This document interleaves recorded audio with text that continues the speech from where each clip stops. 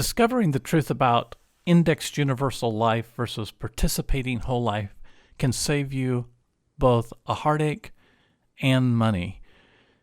These two life insurance products are often confused, and because they're both permanent products by classification, and yet understanding how they work and are different from each other can mean the difference between having coverage and cash values in later years or not having any coverage and no cash value and a loss of all your cost bases in years in the future. I'm Tom McPhee, and I've been in the life insurance industry for over 14 years now. Have been using a concept taught by R. Nelson Nash in Becoming Your Own Banker, often referred to as IBC or infinite banking concept.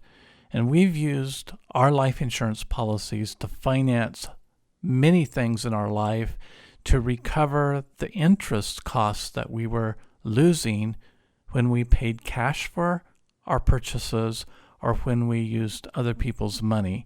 And so today, when we're helping people, they often get confused about trying to find the product that's going to give them the highest rate of return. And participating whole life insurance doesn't have a rate of return. It has a guaranteed value that is promised to you contractually every year of the contract that you can see before you purchase the product. Whereas indexed universal life is built about a rate of return and a product of insurance called term insurance that it renews on a frequent basis, and every time it renews, the cost of that insurance goes up. In a participating whole life insurance policy, you have a certain amount of base insurance, and then as time proceeds, that base insurance converts to paid up insurance or insurance that you own and will never have to pay another premium on. Therefore, the base shrinks, and your premium for that then can stay fixed or even go down in future years rather than having to climb. So let's discover how this works, okay? The first thing we're going to do is we're going to look at how IULs are marketed. They're marketed based on the fact that some index or a series of indexes that are referenced for maybe 20 or 30 years, and they will show you the average rate of return in those indexes over this period. So in this case here, we can see that your S&P 500 over this time period had a 4.02% average rate of return. But anywhere along in these years, those returns could be higher or lower. This is just the average. The Euro stock was a negative 1.25. The Hang Seng was 2.51, and the weighted index of change was 2.69. So this is what then is shown to a prospective client and saying, look, you can have all the benefits of this average rate of return without having the risk, because the insurance company will give you a return based on what these indexes have done. So let's look at what the indexes have done. And we're going to look from the start of 2000. We're going to look at the S&P 500 index, and we're going to see from 2000 to 2019, just like is listed on this IUL illustration, said that their rate of return was 4.02%. And yet, what we find is that if we went from January of 2000 to January of 2019, the real actual rate of return was only 3.229, because timing greatly affects what your returns are going to be. Let's just jump to a different month in 2000. Let's go to November. Maybe that's when you bought your life insurance policy, and now you're on a November to November annualization of the S&P instead of a January S&P. And when we look at that return, we do come closer to what this insurance company is projecting at 4.368%. So timing matters, is really critical here, and that is never ever brought up in the sale of an IUL policy. It could make a huge difference if you're getting 4.3 or 3.2, and everyone can see that. So now let's go to the actual tabular detail on an IUL policy that came across my desk recently. It's from the same illustration that this 20-year look-back overview came from. And we see that this gentleman has been paying $60,000 for a few years here, 10 years, and he's going to continue to pay that $60,000 until he's 66 years old. Well, when we look at his cash values here, the guaranteed cash values, they're only guaranteeing a 2.5% rate of return. And yet, if we look at the cash values compared to what he's paid in premiums at this time, he has not yet earned 2.5%. He's actually earned a negative 2.219%. And the reason that is happening is that the premium fees and the cost of the increasing renewable term insurance comes out of the $60,000 prior to it building any surrender value or account value. So here's a huge difference between an IUL policy and a participating whole life insurance policy. Take this home with you, write it down, and know for sure that your account value in an IUL policy is largely made up of the premiums that you have paid that weren't used to buy insurance and weren't used to pay premium fees. That is where this accumulation occurs.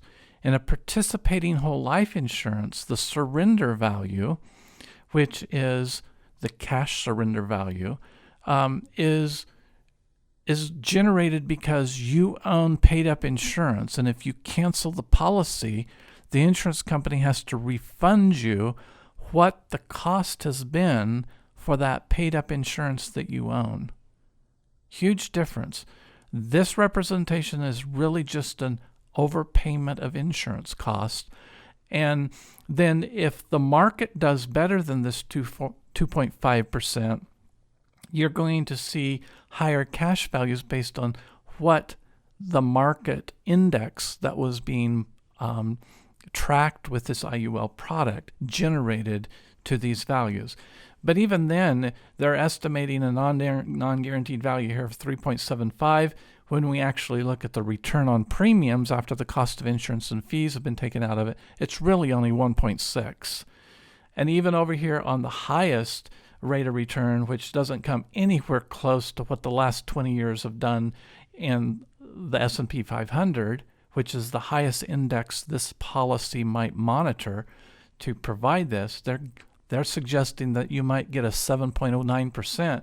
We see that it only really came out to a 5.128. So as we look down this IUL policy, notice that here in year 71, something really interesting happens. All the guarantees in this policy disappear, including the death benefit, including the surrender value, and including the account value. Now, the surrender value in an IUL policy is the account value minus the surrender fee that the insurance company is going to charge you if you surrender the policy. And so what happens is if the cost of insurance is going up, which we know it is, and you're not paying for that extra cost in premium outlay, then they're going to take it from your account balance. And that's why we see these numbers decreasing here down to 0 by year 20 in this policy. And at that point, there's 100% loss of everything that has been generated for this policy. So we've lost all of our cost basis, plus we've lost our coverage in the guaranteed values by year 71. If the market has done better and has generated extra accumulated cash value in the account value column, then you might be able to last for another few years until you're 74. But then there's 100% loss of cost basis and death benefit again if, in fact, we don't get this really quite far out projection of 7.09%, when the last 20 years we're only looking at maybe a 3.2 to a 4.3% rate of return. That would have been possible. So that is a fundamental difference between IUL and participating whole life insurance. Participating whole life insurance has guarantees based on equity that you have built up in paid up insurance that you've paid off, that is now being managed by the insurance company. And it's there. If you surrender the policy, they're going to refund you what you paid for that. If dividends have purchased any more, they're going to refund that to you as well. So let's take a look about sequence of returns now, and let's see how that affects an IUL policy. So we looked at timing, and timing from even in the same year can make a huge difference in the rate of return that you earn over a 20-year period. But let's look at sequence of returns. Here's a group of returns that average out over a 25-year period of time to be an 8% average. And we can see at 25 years, we end up with the same value, $684,848. Now let's invert those returns and make the sequence of returns the exact opposite. And we see that we still come up with an 8% average rate of return. So instead of having the minus 12 return in first year, it's now at the last year. Instead of having our 29% return on year 25, now it's at the first year. And that doesn't make any difference in this example of what we end up with after 25 years. But it makes a huge difference of what we ended up in year 22 at. That's a difference between $361,226 and $1,147,022. And here's the key. We don't know what the future is going to be, whether it's going to be the column here in column 2, the sequence of returns, or whether it's going to be the sequence of returns that we're seeing here in column 4. And that's the risk you assume 100% when you buy an IUL product. So they can say, oh, but we've averaged 7 or 8%. Great, that's a great average. But you could change 1 or 2 or 3 years of that average or invert them, and you could get a completely different ending value. And that's the importance to understand. That's the risk you are assuming when you assume the risk inherently involved in owning indexed universal life insurance. Yes, you are not participating in the market, but you are mirroring your returns based on what the market has done. And so you assume that risk of what is going to happen. And average rates of return are not something to base your future on. With a 12% cap in an IUL policy added to that, and a guaranteed 0% loss when the market underperforms, like in year 18 or in year 13 in the second column here, then that average rate of return wouldn't be 8% anymore, by the way.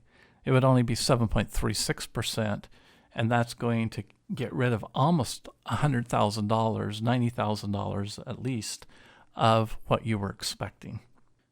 One thing we need to look at too is the difference between cost and value. Nelson Nash used to say in his workshop, and even wrote it in his book, that Americans know the price of everything and the cost of nothing, because they don't understand, by and large, the difference between the cost versus value. So let's take a look at that.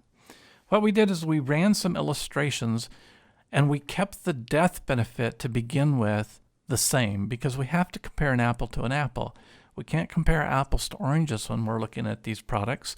Even though they're both classified as permanent insurance, they behave so uniquely different that we have to start with the same death benefit. And the death benefit on a participating whole life insurance policy on a 30-year-old, at the end of the first year, there's $396,891 of death benefit right here. You can see that.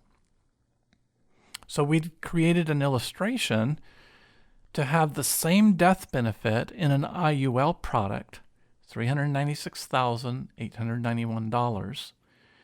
And then we compared the premiums. Now the premium on the IUL is significantly lower. It's a 1/10 of what the whole life product's going to cost. And so let's scoot down here and let's compare these two products and see what happens. Our guaranteed death benefit is the same, $396, $891. The guaranteed death benefit on the whole life product, though, has increased by 53%, over 53%, in a very short period of time. The guaranteed cash value exceeds the cost basis of this policy in year 8. We have more cash value, surrender value, than what we've paid in all the premiums for it. And our effective cost of insurance from year 8 forward is 0, because every time you pay your premium of $34.78, the cash value grows by a greater amount than what you paid your premium. So let's repeat that. By year 8, you've recovered the costs that you've paid for this policy plus a little more. From there on out, every time you pay your annual premium, your cost value is guaranteed to grow at a faster pace than what the premium paid for that year was. That is amazing. So we've got 53.6% more death benefit by year 7. And we now have got a product that is going to have cash surrender value that is going to be produced at a higher rate than what you're paying your premiums.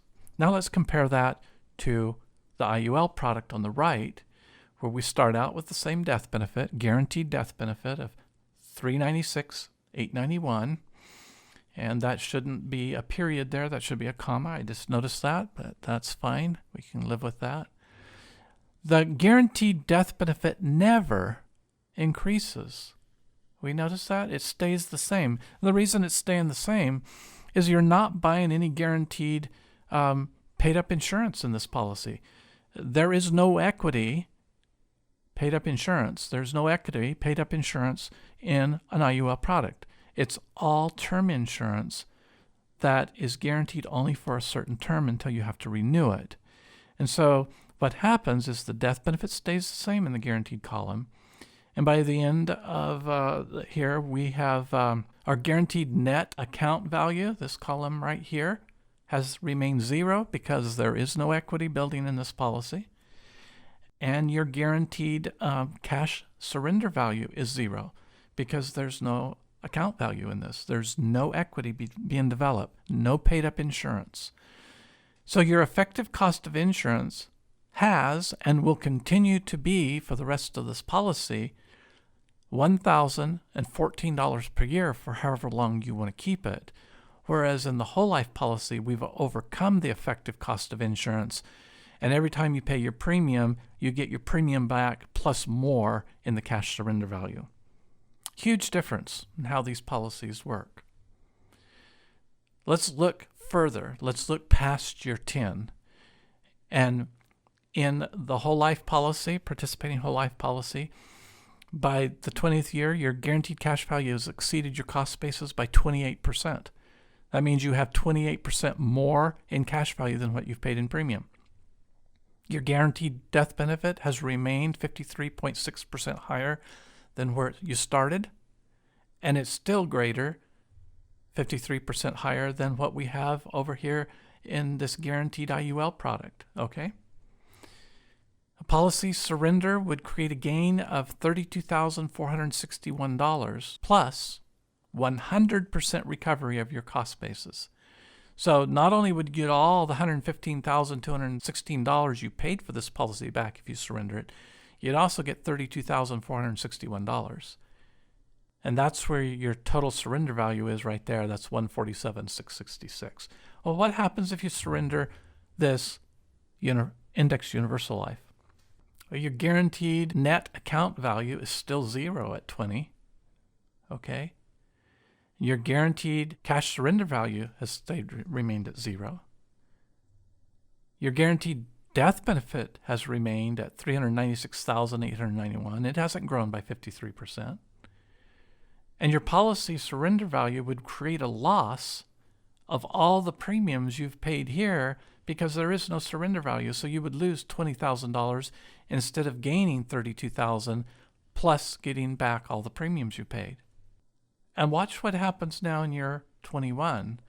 All the guarantees disappear because the premium has not been high enough in this IUL policy to maintain this death benefit any longer unless you have paid more in premium or unless your cash values have grown in the policy.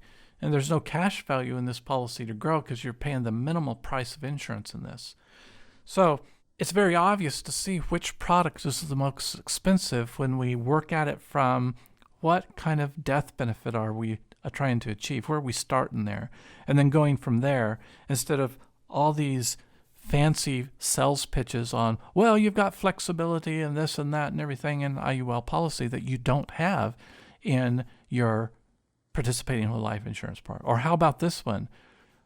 When you die in an IUL policy, you get both the death benefit and your cash value. Well, big deal. There's nothing there.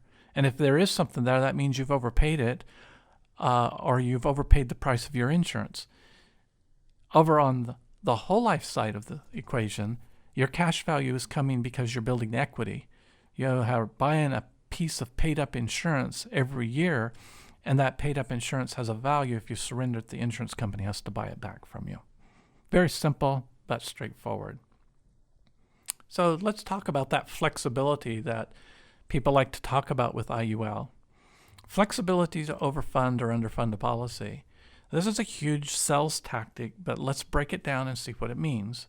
So on these two illustrations here, we took the same death benefit that we've been working on because that remains constant. Otherwise, we're not comparing apples to apples anymore. And we're going to overfund these policies at the maximum level the IRS will allow us to do it without creating a modified endowment contract. Well, we can see right away that we can overfund the whole life policy with more money than we can the IUL policy. And this is based on IRS rules. It has nothing to do with how insurance companies would like to sell these products. This is based on the fact that if you overfund it with any more money than what is in these two illustrations, then you get to pay taxes on it. Now, in year one, when we maximally fund the IUL policy with the same death benefit, we do get a net account value of $7,400, $7,410. But if you surrender that policy in year one, you would only get $448 back because there's a penalty to surrender an IUL policy before the insurance company has been able to collect enough money to cover their costs. Whereas if you surrendered the policy after paying $10,000 in year one on the whole life policy, you'd get back $6,632. By year two, the surrender value on the whole life policy has exceeded the net account value in the IUL policy. And yes, we've paid a little bit more for the participating whole life insurance policy, but not a huge amount, not the difference that we're seeing here. And the surrender value is only half the value, not even half the value of what the surrender value would be in the whole life policy. $8,108 is $16,806. So let's look at some other comparisons. Again, we're going to start with the $396,891 because we have to compare an apple to an apple. Guaranteed cash value is 5.3% greater than the cost basis by year 10. So we see that we have more cash value than what we've paid for this policy by year 10. Policy surrender would produce a gain of $5,528 plus 100% of what you paid for this policy. So you recover not only what you paid, but you also benefit from the gains that this policy has been producing because of the contractual guarantees on how cash values have to grow in a life insurance policy. Your guaranteed death benefit will have increased by 81.887% since year one. So it's gone from $396,000 to $721,000. How does that compare to the IUL product? Same death benefit as the whole life. Guaranteed cash value lags behind cash cost basis by 26.15% in year 10. And remember, we were 5.3% ahead by year 10 in the whole life policy.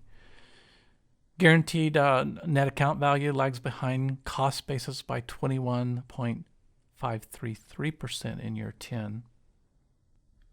We got cash value here of 68. That's lagging behind by 26%. We've got net account value lagging behind your premiums paid by 21.553%. So we haven't come close to getting back the money that we paid for this policy if we surrendered it at this point. And the death benefit has not gone up by 81%. It has remained the same. So which product has been more expensive? Policy surrender on the IUL policy at this point would produce a loss of $24,344 as there is only $68,750 of surrender value. Very, very fascinating when we break the policies down to look at it. Now, let's go back and visit that idea that is often told, well, in an IUL policy, you get both the death benefit and the cash value. Well, when we've maximally fund this, there is some cash value here, isn't there, in an IUL policy? When we minimally funded it, there was nothing. In fact, there was nothing through year 20, and then the guarantees were that everything zeroed out. So let's take a look at this. If we look at the IUL options A and B versus participating whole life insurance. In option A, in an IUL policy, you get the death benefit only. There's no benefit from the cash value at all. All right. So to pay a little bit more in premiums, you can have option B. And in option B, your cash value doesn't get as high as it did in option A, but option A's cash value didn't benefit if you died anyway, because all you do is get the death benefit for your beneficiaries. In option B, you get both. They add them both together. And so you end up with a little bit higher death benefit because the cash value is added in to that when your beneficiaries file a claim on your life insurance policy. But let's compare that to our whole life insurance policy. In our whole life insurance policy, we get a death benefit of $486,411. So who cares if you get the cash value with your death benefit or not? The death benefit in the whole life policy is much higher anyway by age 70. All right. And the premiums that you've paid for it, remember, we've already recovered. We've already come over the cost basis way back in year 8 or year 10 on this policy, depending on whether we overfunded it maximally or not.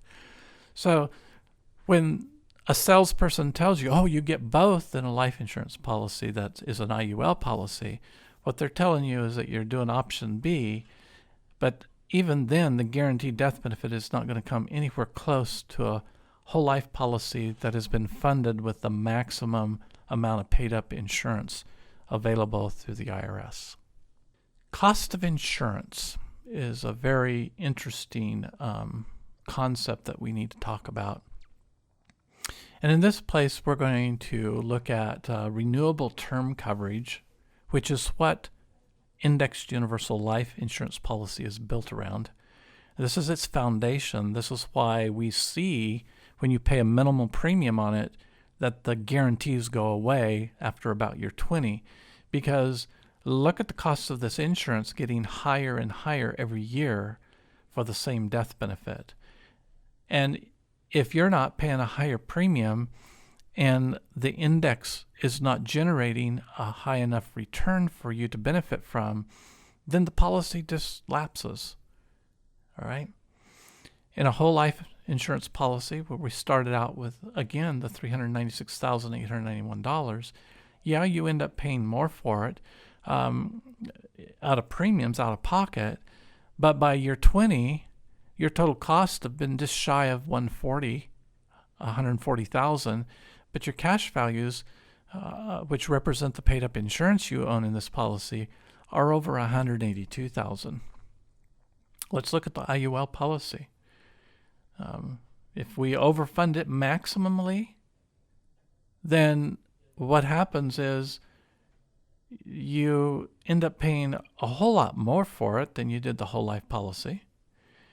And you have a whole lot less net cash value and surrender value. Okay? 142 versus 182. That means that the cost of the renewable term insurance over 21 years has cost you $45,294 inside this product right here. Okay? And when we take this and add it to the cash values here, we come up with a close cash value that would be in the whole life policy.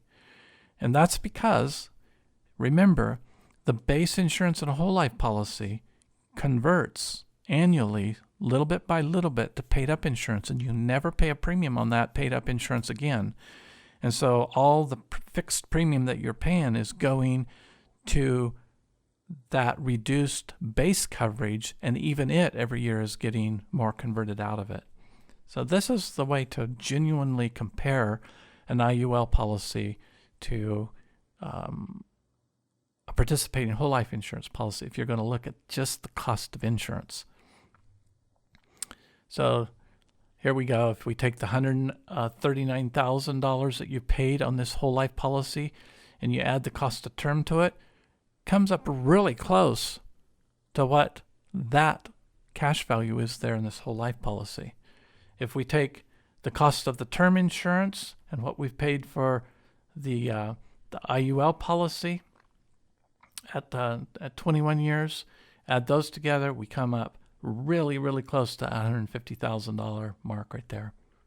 So, very specific way of looking at the cost of insurance. And you should never pay more for your insurance than you have to. So, of course, Nelson Nash was primarily interested in writing his book, Becoming Your Own Banker and the Infinite Banking Concept, to recover what he called the cost of insurance or the cost of financing in your life. And in his book, he said it's going to take 20 to 25 years for an individual to build a series of participating whole life insurance policies that will take care of all their financing needs.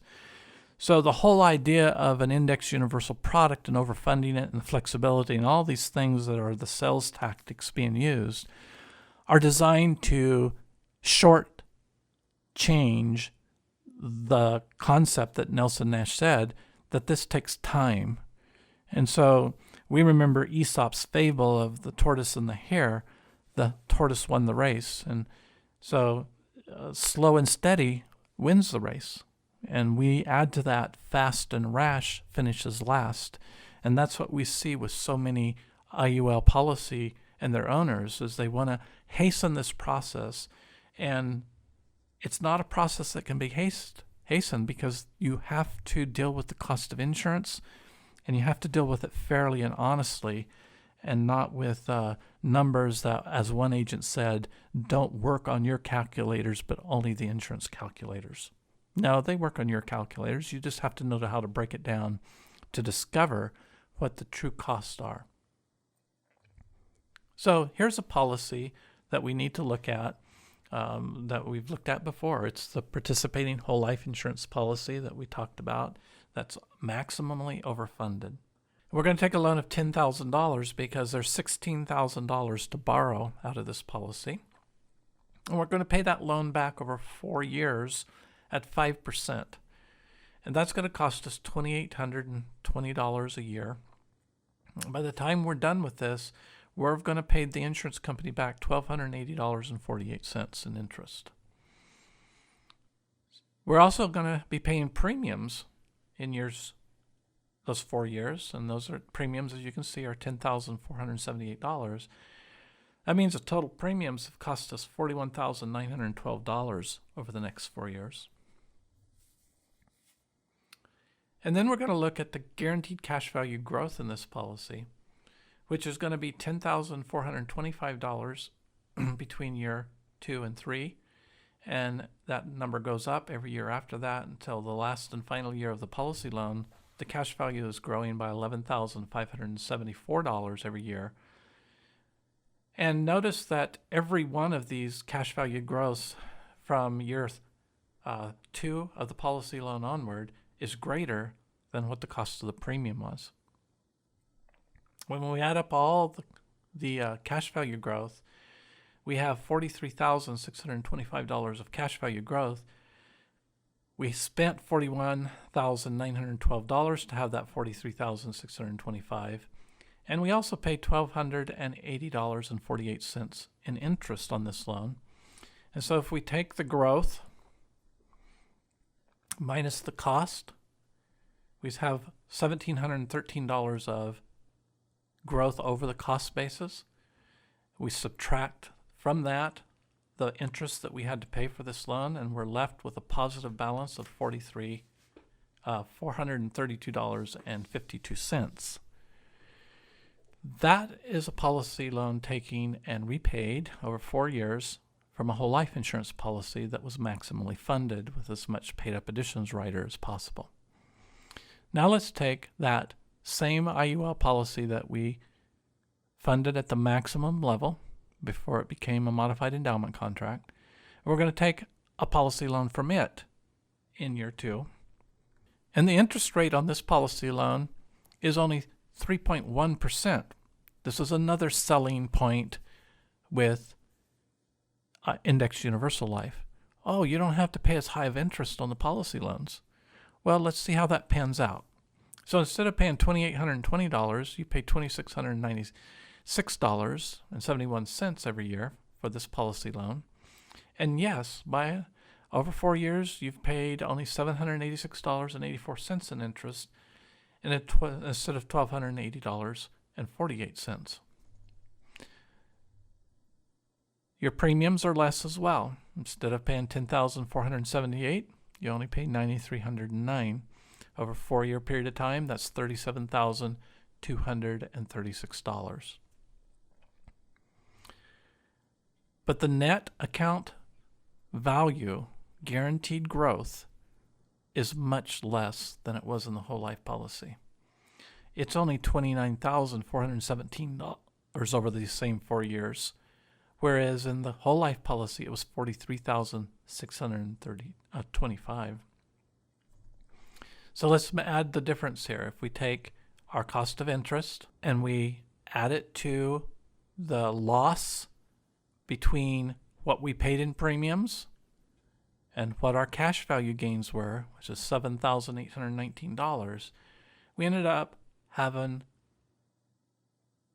an $8,605.84 less liquidity and loss than what we experienced with the participating whole life insurance policy.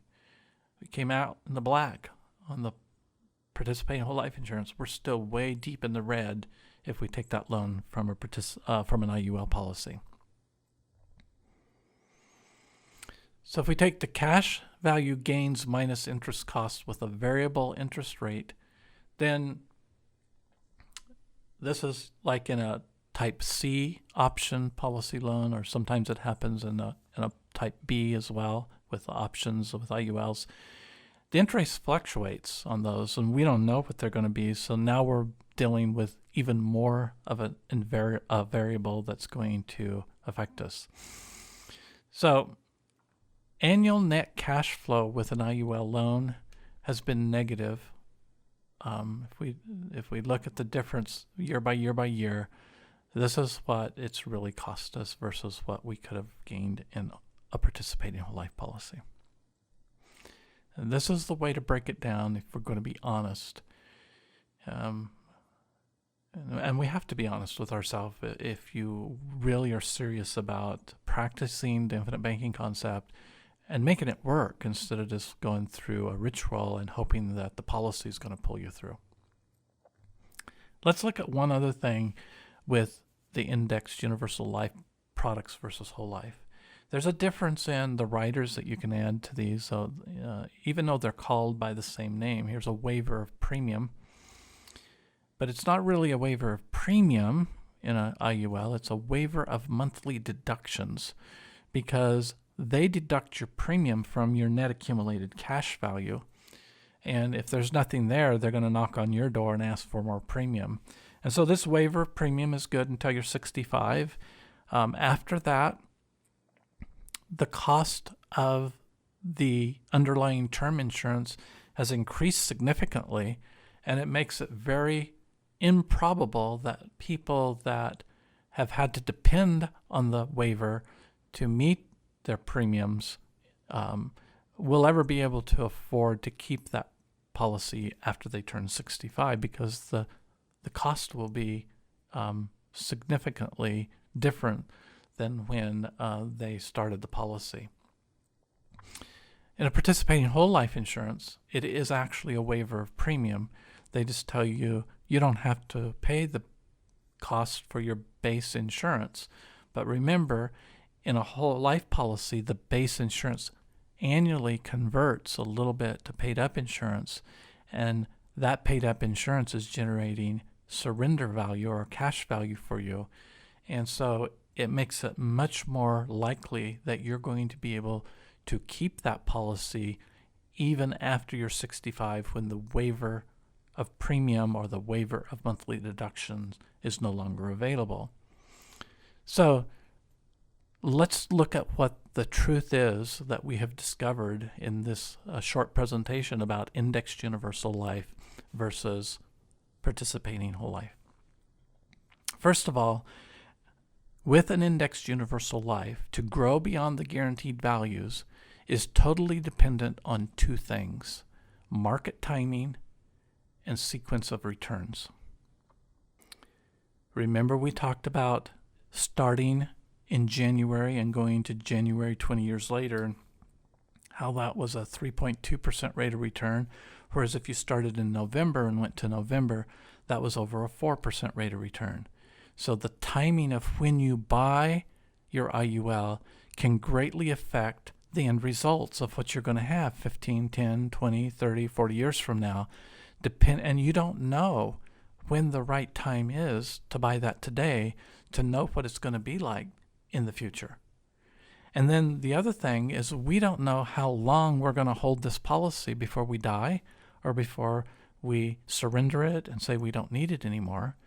And we saw how inverting this the returns, sequence of returns in a 25-year can greatly affect all the years between and make your rate of return be extremely different than what you were expecting. So if you don't want to be subject to market timing and sequence of returns, then you buy the product that's guaranteed. It's guaranteed to be converted to paid up insurance. There's guaranteed values that come with that.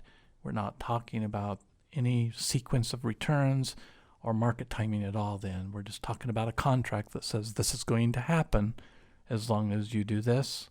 This is the outcome. IUL, it creates less guaranteed cash value and is less cost efficient than a participating whole life insurance policy. We looked at that by comparing a maximum funded whole life and a maximum funded IUL policy with the same death benefit, which is the only honest way to compare these. If you start changing the death benefit and putting more premiums into one or the other, you can make either one of them look superior. But when we boil it down to what death benefit we're purchasing, the participating whole life insurance policy maximally funding the riders for paid up insurance is going to be less expensive.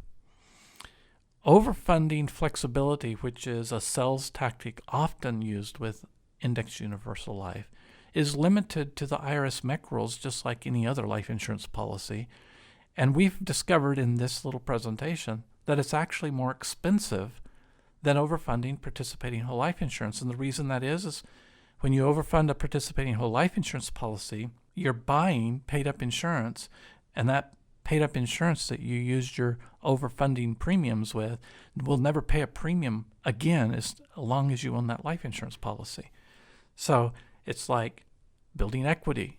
It's yours. You don't have to pay it over and over again for the same product, which is what is happening in an IUL policy, because you're really just leasing the death benefit from year to year to year, And because of the increasing cost of that term insurance over time, that lease goes up.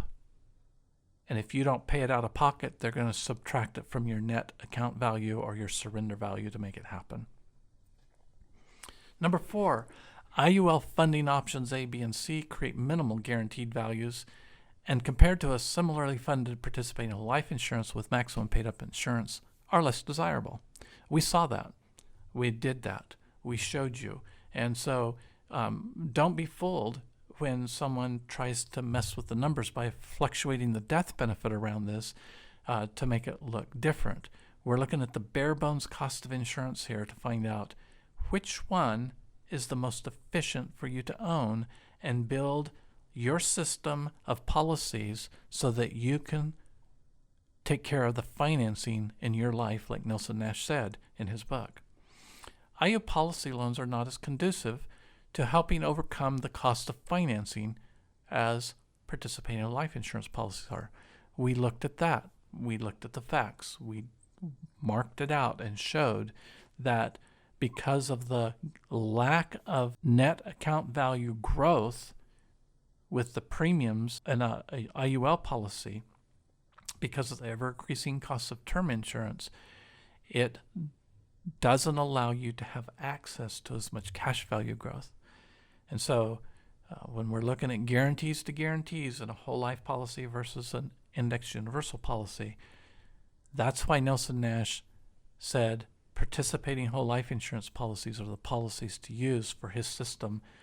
And if we try to use other systems, it can help some, but it's not going to be as beneficial as if we use the product that Nelson Nash told us worked best.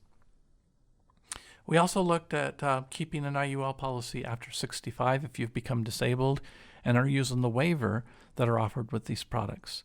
And with the IUL product, they're just waiving that minimal cost of term insurance every year. Whereas, and then when the waiver comes off, that cost of insurance may be way too high for you to continue the coverage. Whereas in a participating whole life insurance policy, every time they waive the premium on the base premium, part of that base premium is converted to paid up insurance, which produces cash value, which reduces the amount of term or base coverage that you're having to purchase with that fixed premium. And so with that product, you could even surrender some of the cash value of our paid up insurance in the policy, or just get rid of the base insurance in the policy and keep all the paid up insurance that has been converted. And that's called reduced paid up, and that's a very feasible way for people to be able to maintain their coverage for as long as they want it. Finally, IUL places the risks associated with owning life insurance back on the policy shoulders instead of keeping it with the insurance company. This is probably one of the biggest reasons that IUL products are not a good product to be owned by individuals. Now, if I was a large corporate owner and I had key executives working for me, I may buy IUL products on them because the corporation will be able to maintain the premiums on those policies regardless of where they go over time. And it may be less expensive to do that with an IUL product than a whole life product. But again, it would only be for the death benefit that I would be doing that. So that's why we see a lot of corporate-owned life insurance and bank-owned life insurance is some type of universal life, because they can better absorb the risks that are associated with the cost of that insurance, rather than an individual who in later life is going to be generating most likely less money once they retire and may not be able to keep up with the premiums. So if you need help with your life insurance needs, we encourage you to call us at 702-660-7000. Now, there's nothing wrong with researching online. You're watching this video most likely online right now. But online quotes, online services, online education can never replace the personalized service that we offer here at Life Benefits. Because every policy needs to be designed based on your affordability, your comfort, your needs, and your objectives. And that's what we specialize in. So whether you already own life insurance or you're thinking about purchasing new or additional coverage to build your series of policies to be able to finance the things in your life that Nelson Nash talked about and that we've helped people over the last 14 years do, then give us a call. You'll find us at 702-660-7000. We're here to help you keep more of the money that you make in a life insurance product that is not going to have a price increase on you, is not going to lapse on you, and is going to be there for you to help you recover the cost of financing that we all have to overcome in this life to build sustainable wealth.